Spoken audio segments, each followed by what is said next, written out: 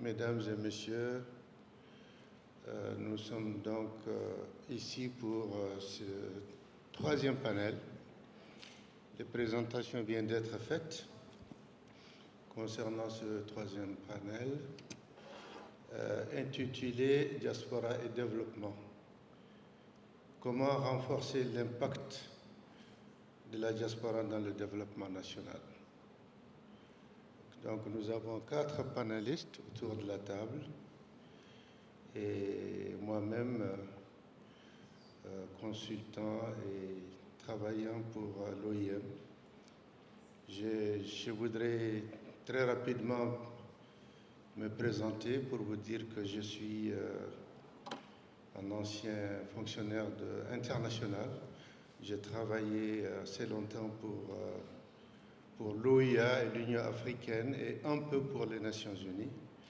Mais depuis quelques années, je suis de retour en Mauritanie, où je m'emploie à rester actif au service de mon pays et au service également de tous ceux qui soutiennent notre pays dans ses efforts de construction nationale, développement socio-économique. Donc, très rapidement, c'était pour que vous sachiez au moins quelles sont les personnes qui sont devant vous ici. Les autres auront l'occasion de se présenter lorsqu'elles auront à prendre la parole.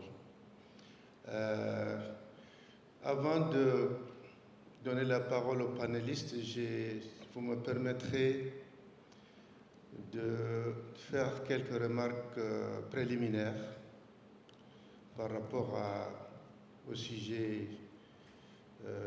devant nous aujourd'hui, concernant la diaspora et le développement, et quel impact cette diaspora peut avoir pour contribuer aux efforts de développement socio-économique de notre pays.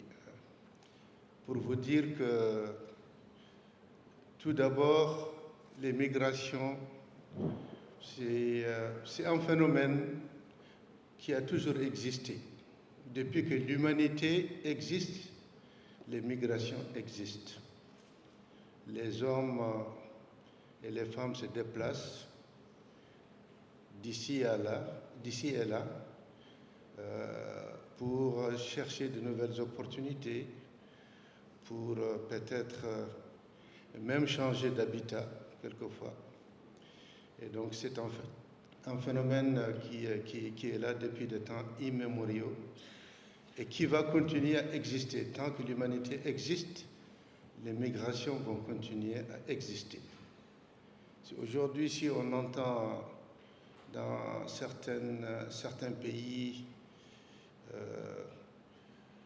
des déclarations selon lesquelles on ne devrait pas permettre une certaine migration et que la migration peut s'avérer négative, mais tout cela, c'est discutable.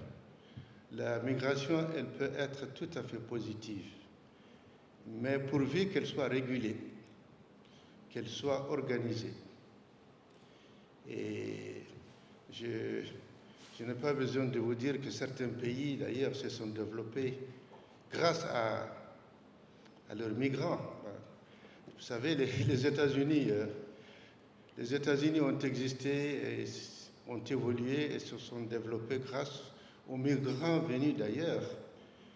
Les habitants des États-Unis originaires de cette terre-là, ce n'est pas eux qui ont développé les États-Unis, c'est les migrants qui ont développé les États-Unis, qui sont devenus des citoyens des États-Unis. Juste un exemple pour vous dire que la migration peut s'avérer très positive, mais bien entendu, elle ne devrait pas se faire de manière désorganisée. C'est pour cela d'ailleurs que même au niveau de notre pays, dans le contexte mauritanien, nous essayons d'organiser la migration chez nous, pour que ceux qui viennent chez nous et qui sont les bienvenus soient dans des conditions, de bonnes conditions, mais pourvu que leur existence et leur vie ici en Mauritanie soient conformes aux lois nationales de notre pays. Et c'est ce qui devrait se passer partout dans le monde. Donc une migration irrégulière peut poser des problèmes parce qu'elle peut entraîner l'insécurité, elle peut entraîner des situations pour lesquelles notre pays n'est pas préparé, et d'autres pays ne sont pas préparés.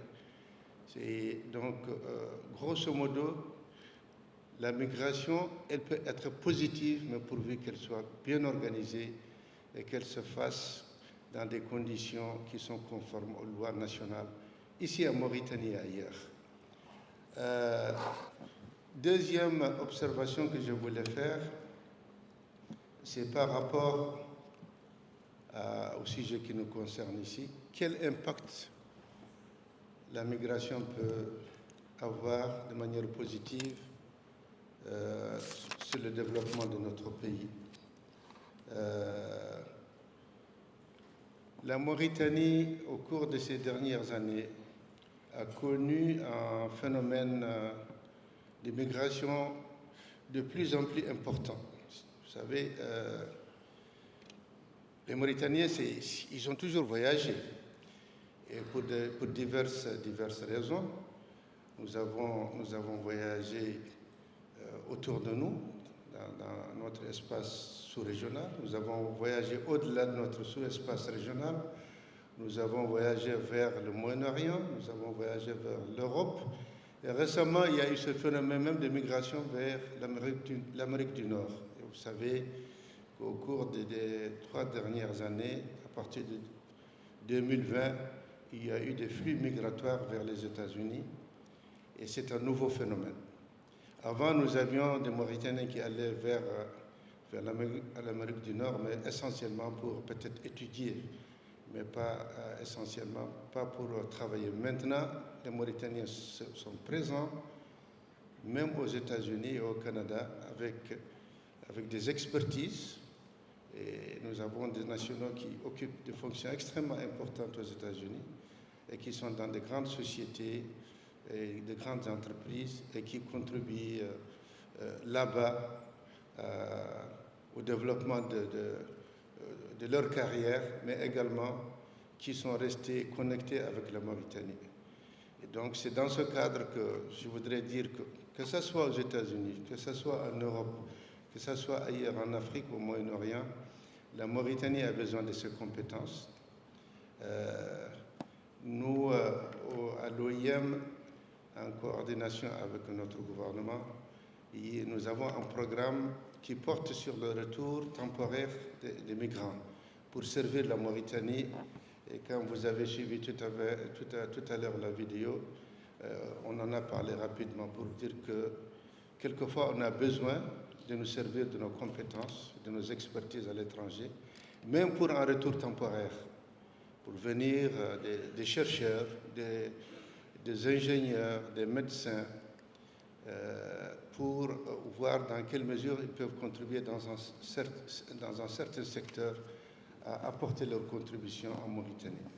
Donc c'est le sujet qui nous concerne aujourd'hui et je voudrais tout simplement vous indiquer que le nombre de migrants mauritaniens dans le monde, selon les chiffres officiels obtenus de la part des Nations Unies, du département des affaires économiques et sociales, UNDESA, indique qu'en 2020, il y a près de 130 000 Mauritaniens à l'étranger.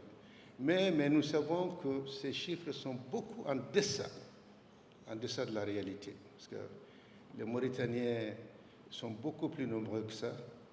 Et d'autant plus que récemment, comme je l'ai indiqué, nous sommes partis de plus en plus vers d'autres destinations. Je voudrais également souligner le fait que la contribution que les Mauritaniens apportent à travers les transferts financiers, à travers les investissements, ceux qui en ont les moyens, nous avons des hommes d'affaires qui ont pu avoir des moyens et qui essaient d'investir en Mauritanie. Et pour cela, nous aurons l'occasion, avec la PIM, de savoir quelles sont les conditions qui ont été créées pour faciliter justement ces investissements. Là également, nous savons que l'apport financier et économique est très important. En 2020, les estimations de la Banque mondiale, c'était pour dire que ces apports constituent près de 2% du PIB mauritanien. Mais là également, je voudrais souligner le fait que c'est des chiffres qui sont également en deçà de la réalité. Parce que, vous savez, les transferts formels ne constituent peut-être même pas 50% des transferts. Les transferts se font de manière informelle, vous savez, partout dans le monde, vers nos familles ici en Mauritanie et même pour s'occuper des projets, mais en ne passant pas par les circuits formels et officiels. Là également, je crois qu'il faut tenir compte du fait que la contribution de nos ressortissants à l'étranger est extrêmement importante. Elle doit être encouragée. Et c'est pour cela que notre gouvernement envisage d'organiser un forum de la diaspora. Depuis 2 ans, 3 ans, le gouvernement mauritanien, avec le soutien de l'OIM, travaille sur la préparation de ce forum de la diaspora. Parce qu'il faut organiser la diaspora. La diaspora, c'est un atout pour notre pays. Et il convient de l'organiser pour que tous les atouts qui sont les siens puissent bénéficier à notre pays. Mais dans le même temps, la diaspora a besoin des autorités nationales. Les autorités nationales devraient faire en sorte que la diaspora puisse être, les intérêts de la diaspora puissent être protégés comme il se doit, là où ils se trouvent. Et nos autorités devraient également faire en sorte que cette protection puisse se faire dans les conditions les meilleures. Donc, à l'occasion de ce forum que nous pensons pouvoir organiser le plus tôt possible, je crois que toutes ces questions seront évoquées, à côté d'autres questions beaucoup plus importantes relatives à la nécessité de faire appel à nos compétences, nos expertises nationales pour contribuer au développement de notre pays et à la nécessité de ceux qui ont les moyens de venir investir en Mauritanie et soutenir les efforts nationaux. Je vais m'arrêter là pour tout simplement indiquer enfin qu'il y a 3 capitaux pour la diaspora. Il y a un triple capital. Nous avons un capital humain important que nous devons utiliser dans notre pays à travers la diaspora. Nous avons un capital, comme je viens de l'indiquer, un capital économique à travers les investissements qui peuvent se faire et qui peuvent s'avérer très importants. Parce que nous avons maintenant des Mauritaniens qui ont des capacités financières assez importantes à l'étranger et qui peuvent venir donc investir en Mauritanie. Donc le capital humain, ce sont les expertises et les compétences. Le capital économique, c'est essentiellement à travers les transferts financiers vers nos familles ici en Mauritanie qui en ont grandement besoin, mais également pour les investissements dans notre pays. Il y a un 3e capital, c'est le capital social et culturel. Je crois que les Mauritaniens présents à travers le monde également sont tous des ambassadeurs de la Mauritanie.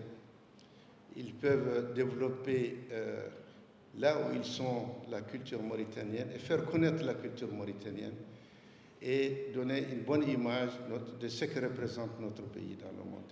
Je voulais donc faire ces quelques remarques préliminaires avant de donner la parole à nos panélistes qui iront beaucoup plus en détail, chacun en ce qui le concerne dans le domaine pour lequel il est ici aujourd'hui.